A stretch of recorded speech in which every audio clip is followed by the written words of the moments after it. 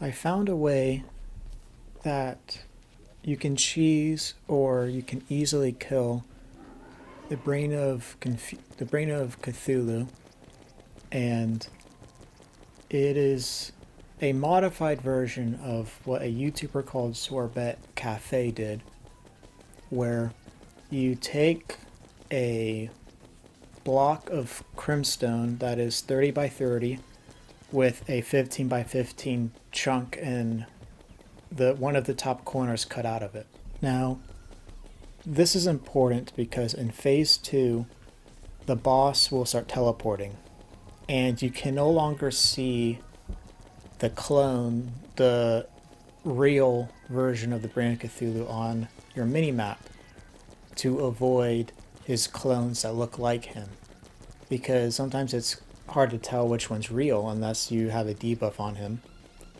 So in phase 2, what you can do is you stand in the center and you have a weapon that has good knockback shooting up at the boss when he has his 3 other clones out.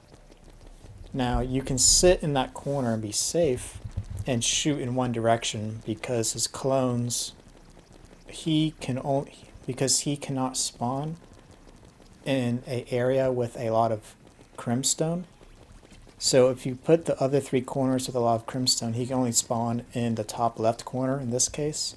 If you build it differently, it'll be the top right corner. So in this case, you're safe in phase 2 and you can just shoot up in one direction, you'll be fine.